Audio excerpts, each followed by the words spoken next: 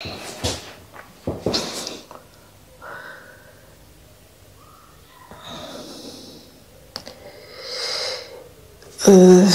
vérifie juste pour voir que tout va bien. Super, super.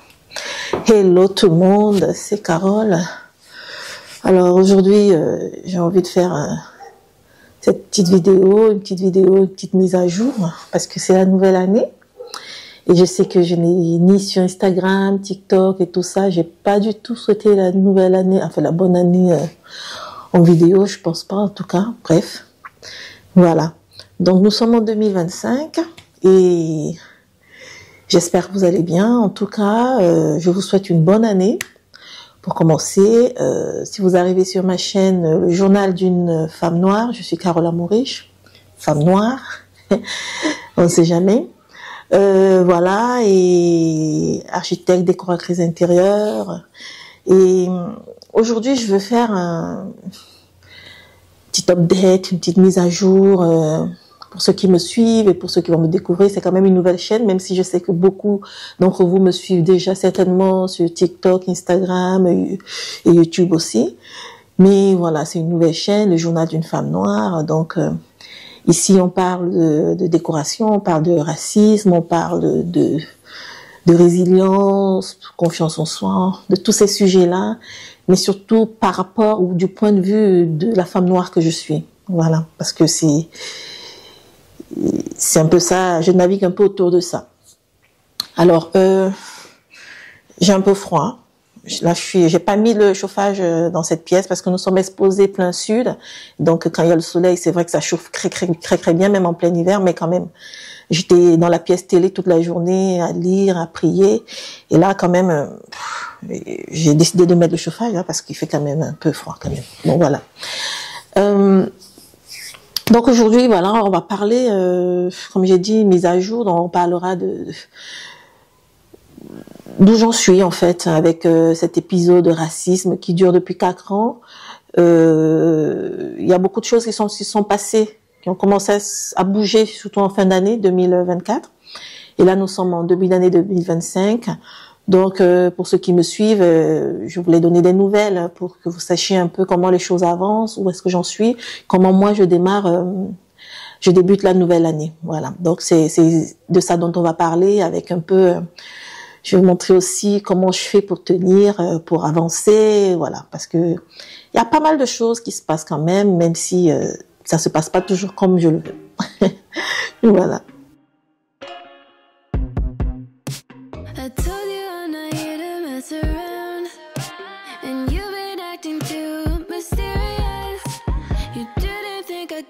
Do you know? You never took me seriously. J'essaye de trouver un peu le bon moyen de me couvrir sans avoir à bouger tout le temps. Alors, déjà, comme vous le savez, ou si vous ne savez pas, j'ai été, ça faisait depuis le mois de novembre, un peu bien avant même, mais à partir du mois de novembre 2024, donc en fin d'année, voilà, j'ai commencé à ressentir de violentes douleurs pelviennes, en fait, voilà, au niveau du bas-ventre. Et comme j'ai toujours eu des règles douloureuses, au début, je me suis dit, c'est les règles qui arrivent, sauf que les règles n'arrivaient pas. Et au bout d'un certain moment, c'était devenu handicapant ou impossible de bouger, de faire quoi que ce soit. Surtout, ça ne s'arrêtait jamais. Et ça augmentait, l'intensité de la douleur augmentait au fur et à mesure que le temps passait. J'ai dû aller consulter et là, en urgence, ils ont découvert que j'avais un énorme kyste. Et en plus, ce kyste, il grossissait voilà, au jour le jour. Et d'où mes douleurs qui allaient en croissant, quoi. Et très vite, on a dû faire des examens complémentaires. Et les médecins se sont affolés et ils ont dit, ah voilà, il y a du liquide dans ce kyste. Et très vite, ça a été un cancer. Ils se sont dit, voilà, pour eux, c'était le cancer. Donc, c'est... Pour vous dire, la fin d'année 2024 a été une année hyper stressante. Je ne le souhaite à personne de passer par là parce que moi, j'ai quand même 4 enfants. au quotidien, voilà, avec mon conjoint. J'ai une vie bien chargée, architecte, décoratrice, des clients, des chantiers. Il y avait quelques chantiers encore en fin d'année là, j'ai tout stoppé. Et en plus de ça, l'environnement dans lequel on vit, où on est harcelé au quotidien, l'injustice qu'on subit, voilà, tout ça, ça fait que, pas que j'ai perdu pied, mais j'ai été déstabilisée, voilà. Et j'ai posté une vidéo sur TikTok là-dessus où vraiment je me suis dit, mais qu'est-ce qui m'arrive? Et j'ai été opérée de toute urgence. Au départ, ils étaient vraiment très alarmants parce les médecins disaient que c'était pas sûr. Au départ, on partait pour enlever que l'ovaire, mais ils m'ont bien prévenu que c'est pas sûr qu'en me réveillant, j'aurais encore l'utérus, parce que si c'était un cancer, ils savaient pas exactement ce qu'il y avait autour. Bref, ça s'est bien passé, l'opération au final. Je me suis réveillée avec mon utérus. Et bon, ce que je peux vous dire, c'est qu'à ce jour, ils ont enlevé l'ovaire, mais j'ai découvert en fait, ils avaient enlevé aussi la crampe. Donc, du côté gauche, là, ils ont enlevé l'ovaire et la crampe. Voilà. Donc, moi, j'ai passé un Noël où vraiment j'étais reconnaissante parce que j'étais en vie. Voilà, mais j'étais en vie, donc j'avais plus de douleurs. Enfin, les douleurs que j'avais par rapport au kyste, je les avais plus, mais j'avais les douleurs de l'opération. Surtout, c'était une coloscopie, donc ils avaient fait 2 trous et une bonne fente au niveau du nombril, en dessous du nombril. Donc, il y avait tout ça à gérer, sachant que j'ai pris des médicaments, un traitement très lourd pendant 3 mois. Et j'ai encore l'impression d'avoir des effets secondaires avec les bourdonnements d'oreilles. C'était des médicaments du genre avec plein de codéine, voilà, des trucs vraiment très handicapants. C'est pas évident si vous avez des enfants, surtout moi avec 4 enfants, c'est pas évident. Donc j'ai dû arrêter de travailler. Et entre tout ça, il y a eu bon bref, je vous donne déjà les résultats avant de continuer. Donc j'ai eu les résultats il y a seulement 3 jours, je pense. Voilà, parce que il y a 3 jours, il fallait attendre la nouvelle année pour avoir les résultats, le temps qu'ils fassent les examens. Donc finalement, il n'y a pas de cancer, voilà, par la grâce de Dieu. Ils ont fait les examens possibles, nécessaires, et il n'y a pas de cancer, c'était pas cancéreux, c'était bénin. Voilà, ils ont regardé un peu partout là, enfin, que dans cet ovaire-là, il n'y avait pas de cancer. Voilà, pour l'instant, il y a d'autres examens à faire, mais c'est pas dans le sens du cancer, c'est dans le sens d'autre chose, mais on verra par la suite. Voilà, déjà, c'est un énorme soulagement. C'est énorme, vraiment, je rends grâce à Dieu toutes les secondes, tous les jours, parce que c'est énorme. J'ai pas besoin de ça, voilà. Et je remercie toutes les personnes qui m'ont soutenu par rapport à ça, parce que j'avais la foi, mais je vous assure que quand ça vous arrive, ce genre de choses, et surtout on vous laisse comme ça pendant 1 mois, gérer ça dans votre tête, imaginez toutes sortes de scénarios, c'est pas évident. Donc, entre-temps, pendant que j'étais dans tout ça, avant même que je sois opérée, il y a eu la marche pour le soutien à ma famille contre le racisme qu'on subit. Parce que si vous ne savez pas, pour ceux qui découvrent, là en dessous, on a une maison, mais en dessous de notre maison, on a un couple de voisins racistes qui nous harcèlent depuis 4 ans. Et on vit là-dedans comme ça. Pendant 4 ans, ils ont décidé qu'ils allaient nous faire partir. Donc, avec plein de techniques qu'ils utilisent au quotidien, des coups, c'est des coups à n'en plus finir, du matin au soir, la nuit on dort pas, en journée on respire pas, c'est des attaques, des embuscades dans les parties communes. C'est une maison avec une configuration un peu compliquée, mais bon bref, des embuscades dans la rue avec des insultes, bamboula, guenon, bande de singes, vraiment tout ce que vous pouvez, même ce que vous pouvez pas imaginer. Nous, on l'a entendu. Rentrer chez vous, aller sauter sur vos arbres, bref. Et dans tout ça, on navigue là-dedans depuis 4 ans, on a porté plainte, on a fait tout ce qu'il fallait faire parce que nous, on a eu foi en la justice, mais la justice n'a pas bougé, en tout cas pas à la hauteur de ce qu'il faut faire parce que par rapport à ce que ces gens font, ils n'ont jamais été inquiétés vraiment à la hauteur de leurs agissements parce que le racisme est un délit, ce n'est pas une opinion. Et ils ont bien compris que rien ne se passait, ce qui fait qu'ils ont continué, voilà, à prospérer là-dedans, avec la calomnie aussi, voilà, tout ce que vous voulez. Et ça, cette injustice-là, ça blesse, voilà, ça Ça me donne vraiment l'impression que parce que vous êtes noir, vous n'avez pas droit à la justice, sachant que dans les médias et partout où vous voulez, quand les noirs font des choses, on les brandit comme des gens qui sont nés avec la violence, mais quand c'est des blancs qui font des choses, personne ne bouge, il n'y a pas de ministre de l'Intérieur pour agir, la justice ne bouge pas, vous avez beau avoir toutes les preuves, rien ne se passe. Donc on a navigué dans tout cela. Et fin d'année a été très difficile, ça je l'avoue. Ça fait 4 ans qu'on subit, mais là, j'ai eu passé une fin d'année quand même. Ça commence à bien faire, quoi. Vous voyez, 4 ans, voilà. Donc, ce début d'année, je veux dire qu'il y a eu la marche dans la fin d'année, le 7 décembre. On a eu des gens qui sont venus nous soutenir. Je suis passée à la télé, on est passé à la télé. Il y a eu plein d'articles là-dessus. Donc, en fait, parce que j'ai décidé de ne pas lâcher. Voilà, moi je lâcherai pas. C'est devenu le combat de ma vie, d'où cette chaîne d'ailleurs, le journal d'une femme noire, parce que je me suis rendu compte qu'on n'était pas les seuls. Et de toutes les façons, j'ai décidé de médiatiser parce que c'est le combat de ma vie. On ne peut pas se faire insulter comme ça en France, de manière gratuite, et laisser les gens vivre comme ça, les laisser s'en sortir comme ça, c'est pas possible. On peut pas subir ça comme ça et laisser les gens dans cette impunité. C'est pas normal, c'est pas juste. Pour mes enfants, c'est pas juste. Et mes enfants sont noirs, je veux pas leur donner l'impression qu'ils doivent fuir devant des gens, des individus de cette nature. C'est pas possible. Voilà. Donc, j'ai décidé de me battre. Tous ensemble, on a décidé de se battre. Et c'est dans cette ambiance-là qu'on est, en fait, si vous voulez. Donc, la nouvelle année, comment vous dire? C'est-à-dire que j'entame la nouvelle année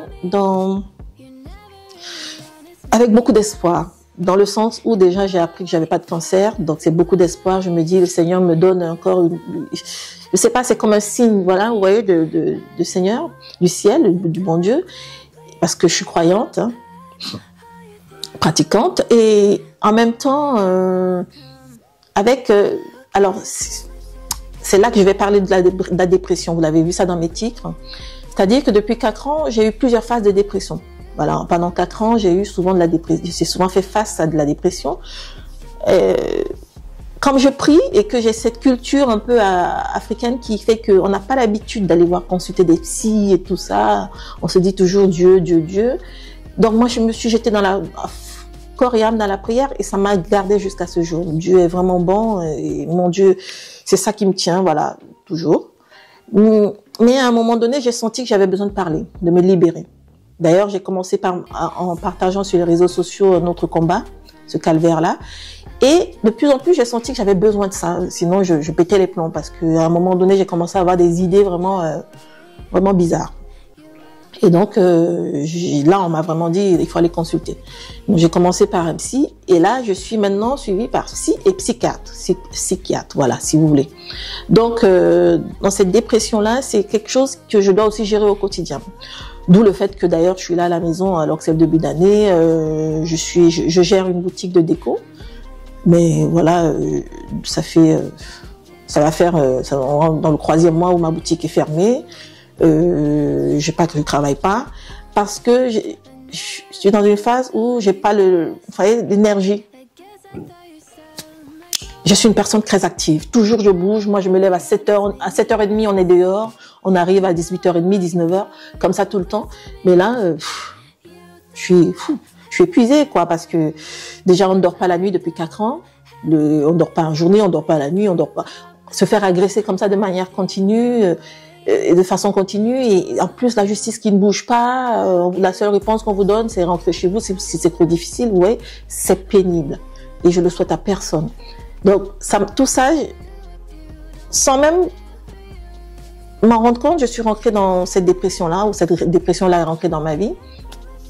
Et je dois gérer ça au quotidien et je me fais aider pour ça. Voilà, il faut, à un moment donné, quand on a besoin d'aide, il faut avouer qu'on a besoin d'aide. Il faut pas toujours dire Dieu, Dieu, Dieu. Dieu aussi nous envoie ces gens-là pour nous aider. Donc, ça me fait du bien de parler et qu'on me dise comment gérer ceci, comment faire cela. Voilà, c'est important et je le partage avec mon chéri, mes enfants. On essaye de faire comme on peut. Voilà. Donc, c'est pas évident de ne pas avoir envie de faire des choses alors qu'on a toujours été une personne qui bouge. C'est pas évident parce qu'entre-temps, il faut gérer les enfants aussi, il faut gérer la vie de famille, il faut gérer... il y a toujours des clients qui appellent parce qu'il y a le chantier qui n'est pas terminé, vous devez les rassurer. Vous vous avez une boutique qui est là, il y a plein de marchandises, mais vous ne vendez pas. Bref, mais ça va aller par la grâce de Dieu. Donc, je tiens comme ça, par la grâce de Dieu. Je prends quelques médicaments, les médicaments pour dormir, parce que quand vous vous levez soit à 2 heures du matin parce qu'on donne des coups, soit à 23 heures, soit à minuit, soit à 4 heures, avec des enfants qui pleurent en même temps, qui font des crises d'angoisse parce que en dessous, il y a des racistes qui donnent des coups, qui vous empêchent de dormir. C'est pas évident. Et moi, vraiment, ce qui me tient vraiment, c'est ma foi. Et c'est important. Et d'ailleurs, je peux partager quelque chose avec vous. Ici, je parle de ma vie. Le journal d'une femme noire, c'est moi.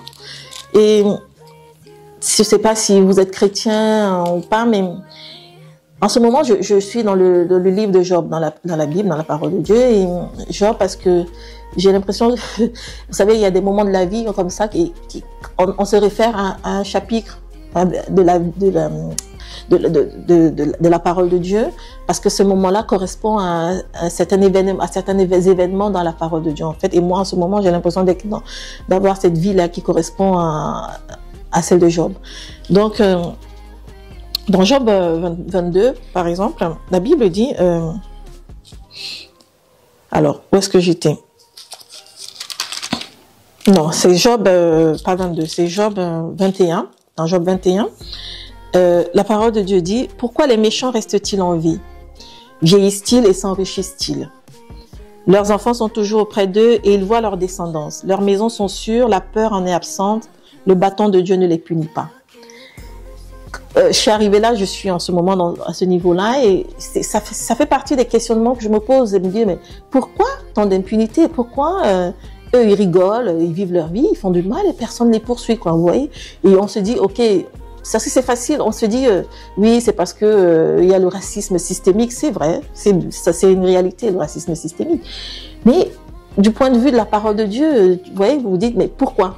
Pourquoi? Et Job aussi, parce que dans Job, Job a constamment cette conversation avec ses 3 amis qui sont venus lui rendre visite et le soutenir dans cette épreuve. Et Job se pose les mêmes questions, en fait. En son temps, il se posait déjà les mêmes questions que moi. Et de temps en temps, il y a des réponses, ou quelques réponses par rapport à ça dans la parole de Dieu. Et j'ai comme ça quelques réponses où la parole de Dieu me dit qu'en fait, le cri, je vous prends par exemple dans Job 20, toujours dans Job, il dit « Le cri de joie du méchant est de courte durée.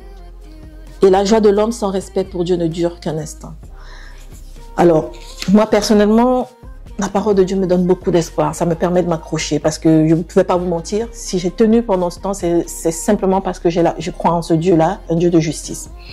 Mais j'avoue que quand on est dans cette situation, dans l'épreuve, quand on est dans le feu, quand on traverse le désert, c'est pas évident. C'est pas évident parce qu'on se dit, ok, bon, la parole de Dieu dit ça, mais moi, je suis dans le feu.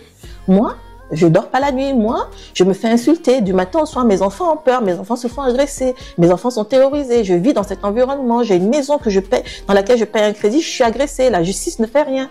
La justice n'en a rien à foutre parce que nous sommes noirs, surtout. C'est ça en fait la réalité. Et ça, tu te dis, c'est le même Dieu qui nous a créés. Mais sur cette terre, il y a des hommes qui ont décidé que vous n'êtes pas à votre place à tel endroit. Et en plus, c'est un délit. Mais ce délit, les sanctions ne s'appliquent pas à eux parce que eux, ils sont blancs et vous êtes noirs. Ouais. La Bible, vous avez beau méditer ces beaux versets d'espoir. En fait, je me retrouve dans la même position que Job, qui se demande, mais pourquoi les méchants, ils sont heureux? Pourquoi les méchants s'en sortent? Pourquoi aux méchants, rien n'arrive? Mais d'un autre côté, vous avez la parole de Dieu, et ça, c'est les amis de Job qui lui répondent en lui disant, non, le cri de joie du méchant est de courte durée. Donc, c'est ça, en fait, cet espoir que j'ai, que le cri de joie du méchant soit de courte durée. Voilà. Donc, je m'accroche à ça, et aussi au fait que dans mon passé, j'ai vu des choses, j'ai traversé des moments difficiles, et j'ai toujours vu la main de Dieu là-dedans. C'est important pour moi. Voilà. Et à part ça, la déco.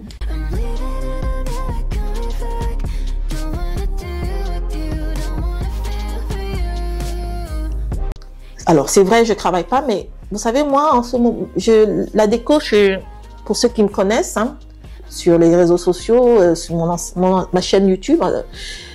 La déco, c'est ma passion. C'est pas une reconversion. C'est pas un truc où j'arrive par accident. Non, je le fais pas par accident. Je suis pas tombée là par accident. C'est vraiment une passion. C'est viscéral. Et même si parfois j'ai envie de déplacer un meuble, de chercher un objet, j'ai du mal parce que je suis fatiguée, parce que dans ma tête ça bouge pas aussi vite que mon corps en ce moment. Mais quand même, j'essaye. Et ça me fait plaisir parce que la déco, c'est une passion pour moi. C'est quelque chose, c'est ma manière à moi de rapporter de la lumière dans cette obscurité. Voilà. Vous voyez, c'est comme si on était dans du noir, vraiment parce qu'on boit du noir, on va dire ça comme ça. Mais c'est ma manière à moi d'allumer la lumière. Voilà. Dans cette obscurité aussi. Donc, je m'accroche aussi à la déco. Par exemple, là, vous voyez, alors, vous voyez, comme ça, une lampe. Pour certains, ça a l'air de rien, mais pour moi, c'est énorme. Je suis allée récupérer ça à la boutique, je crois, il y a une semaine. Parce que j'avais une cliente qui venait récupérer de la marchandise qu'elle avait commandée et que j'ai reçue. D'ailleurs, c'est les seules choses qui me font aller à la boutique en ce moment parce que je travaille pas. Et donc, ça, j'ai reçu ça en fin d'année. Et c'est des lampes que j'avais commandées. Et j'ai pris une pour la ramener à la maison. Voilà. Et c'est des petites choses, je l'ai montée, je vais enlever ça comme ça, vous allez voir, voilà. Ouais, j'aime beaucoup des choses comme ça, c'est tout à fait moi, parce que moi je suis vraiment dans la déco naturelle, voilà, vous voyez. Et j'ai monté ça, je sais pas si, je vais essayer de vous faire des gros plans, comme ça vous pourrez voir. Et c'est de la lumière, c'est qu'une lampe, mais c'est pas qu'une lampe pour moi. Rien que le fait de monter ça, de voir ça, c'est des choses qui c'est du beau. Moi, j'aime m'entourer de belles choses et c'est de la déco. Ça me permet de m'occuper, de voir de belles choses autour de moi. Ça éclaire. Vous savez, les objets, pour moi, ne sont pas que des objets. C'est-à-dire que je suis pas matérialiste, mais dans mon métier, j'aime beaucoup la transition entre le néant ou alors quelque chose de laid, quelque chose de beau, entre le néant et le fait de créer quelque chose là où il n'y avait rien. Vous voyez, c'est important pour moi. Donc, de temps en temps, je fais des petites choses comme ça. Je vais vous montrer, par exemple, derrière, à l'arrière, là, vous voyez, là, tout ça. Pendant 4 ans, on est resté avec ça. Il n'y avait pas d'étagère, pas du tout. On n'avait rien fait parce que j'avais pas du tout l'esprit à faire quoi que ce soit. Et en fin d'année, j'ai commencé un peu. J'ai mis des étagères. Voilà, j'ai tout fait moi-même. J'ai pris des mesures. Bon, j'ai coupé 1 ou 2 centimètres de coupe, mais c'est pas grave. Je suis allée faire couper ça. Avec mon fils, ça fait, a mis de la cire, voilà. C'est de la cire naturelle, chêne, mais j'aime pas beaucoup ce teint-là, comment on dit, oh là là, j'en perds mes mots. Mais bref, vous avez compris, je vais changer la couleur de la cire. Je vais prendre du châtaigne, c'est châtaigne quoi là, du chêne couleur un peu plus marron en tout cas. Bref, parce que là c'est du chêne clair, voilà. Et c'est pas top. Je vais prendre le chêne, la couleur qui a un peu châtaigne, voilà, pour avoir la même couleur que les poutres, hein, et ce sera plus joli. Et donc voilà, j'ai fait ça et déjà c'est très beau, déjà c'est pratique parce qu'on avait de la vaisselle que j'ai déposée dans les paniers. Du coup, on peut exposer parce que c'est beaucoup plus joli que ça. D'ailleurs, je vais me lever, je vais vous montrer. Voilà, je sais pas si vous allez pouvoir. Je vais juste pousser ça comme ça. Puis il y a des choses comme ça, comme ces verres-là, je les ai ramenés de la boutique parce qu'il y a ça fait un bon bout de temps que je voulais ramener ça de la boutique. Voilà, c'est des verres que je vais vous rapprocher un peu parce que je sais pas pourquoi la lumière, enfin la caméra, je sais pas si vous allez pouvoir voir comme ça. Je sais pas, bref. Voilà, c'est des verres que j'aime beaucoup, c'est bien pratique en été, mais vous pouvez aussi, on peut utiliser ça comme photophore. Et il m'en restait quelques-uns que j'avais depuis longtemps. Je me disais, bon, parce que souvent, quand vous avez un magasin de déco, vous vendez, et pourtant vous aimez bien aussi. Et je me suis dit, bon là, non, il en restait 4 pièces seulement sur tout ce que j'avais vendu. J'ai bien vendu ça les 2 précédents étés. Et je me suis dit, allez, c'est bon, là, c'est l'occasion de ramener ça à la maison, sinon, de rapporter ça à la maison, sinon je vais tout vendre et j'en aurai plus. Voilà, il y a des petites choses comme ça. Après, Voilà, c'est des petites choses. De temps en temps, quand je fais un petit tour à la boutique, je rapporte ça. Comme ça, ça me permet de décorer la maison. J'essaye de trouver la lumière, de décorer la maison. Donc, il y a ce coin-là qui a beaucoup plus de vie maintenant. En plus, c'est pratique. Là, on a mis, ce côté-là, on a mis en dessous la vaisselle, qu'on utilise tout le temps d'ailleurs. Et de ce côté-là aussi, j'ai commencé. Là, j'essaye de trouver là. Il faut absolument que je trouve quoi mettre là au-dessus. Si vous avez des idées, dites-moi en commentaire. Je me dis un tableau. Bon, je suis pas trop fan du tableau. Peut-être un miroir. Parce que vous savez, si vous me suivez, ma déco, je suis pas dans la déco. J'aime des trucs, j'aime la déco, j'aime l'inattendu en déco. Vous voyez, je peux très bien décorer un espace cuisine comme si c'était un espace boudoir. Ouais. Je mélange un peu tout ça. Voilà, je vais pas faire cuisine, genre c'est cuisine. Ouais, c'est un peu, bref, je sais pas comment. Bref. Donc, dites-moi si vous avez une idée de ce que je pourrais mettre là. Peut-être, je sais pas, un autre meuble tout en bois. Je réfléchis encore, je commence à avoir quelques pistes, mais je sais pas. Bref, sachant que je vais tout doucement. C'est juste que ça me permet de m'occuper, ça me permet de passer le temps. Parce que là, je n'ai pas repris le travail et je ne reprendrai pas de suite parce que je ne suis pas en forme. Donc, je suis en arrêt maladie. J'ai du mal à avancer au milieu de tout ça. En plus, d'ailleurs, c'est l'occasion de parler de mon poids. J'ai pris 15 kilos. Voilà. Pour ça aussi, c'est les effets de la dépression. J'ai pris 15 kilos. J'ai jamais été du genre à manger. À beaucoup manger. La nourriture, c'est pas mon truc. Par contre, comment dire, j'ai jamais fait 50 kilos en plus, je faisais toujours 48 kilos, et là j'en suis à 63, 64, voilà, je navigue là-dedans, donc c'est vraiment pas simple, c'est par quoi je passe, je les ai pris comme ça, c'est-à-dire que c'est même pas que je mange beaucoup, non, c'est vraiment que tout le temps, vous voyez, je suis tout le temps. C'est comme si, même le sucre, j'ai jamais été sucre, mais j'ai dû m'arrêter à un moment donné parce que quand je prenais des canettes de coca, il me fallait à tout prix prendre des canettes de coca, quoi, vous voyez. Et là, mais voilà, c'est comme ça que je prends du poids, en fait. Parce que ça va pas dans ma tête, en fait. Bref, ça va dans ma tête, ça va aller. Je vais le confesser comme ça que ça va aller. Mais en fait, c'est des effets aussi de la dépression. Vous voyez, je suis grosse, quoi, vous voyez. Et moi, quand je suis comme ça, c'est le ventre, la poitrine. Bon, la poitrine, il n'y en a pas beaucoup, mais le ventre surtout, qui vous montre que, voilà, et Coco, t'es en train de grossir, quoi. Donc, je cherche la lumière. Voilà, à peu près dans quoi je navigue. Donc, côté justice, pour l'instant, pas grand-chose, hein, voilà. Mais après la marche, on va dire que les voisins n'ont pas arrêté, voilà, au contraire, ça s'est intensifié, le harcèlement s'est intensifié, donc on en est là. Mais nous non plus, on lâchera pas, en tout cas moi je lâcherai pas, je m'accroche comme je peux, voilà.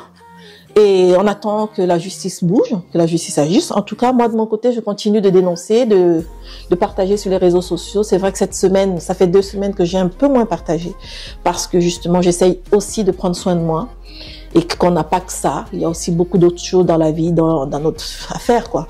Voilà. Mais je vais aussi essayer de partager un peu plus dans mes vidéos parce que c'est un peu comme une thérapie aussi, comme je le dis, cette chaîne, c'est partager. Je sens que j'ai besoin de parler en ce moment, en fait, c'est ça. J'en ai besoin parce que sinon j'étouffe. Parce que je suis restée 4 ans comme ça, j'ai pas parlé. Et là, j'ai envie de parler. Voilà, tout simplement. Voilà, donc je voulais pas que ça fasse plus de 15 minutes. J'ai envie d'avoir des vidéos light, courtes, mais très intenses, très complètes. Donc, j'espère que je vous ai donné des nouvelles par rapport à la nouvelle année, comment elle commence. Il n'empêche qu'autour de tout ça, j'ai beaucoup d'espoir. Voilà. Donc, ce que je voudrais que vous reteniez, c'est que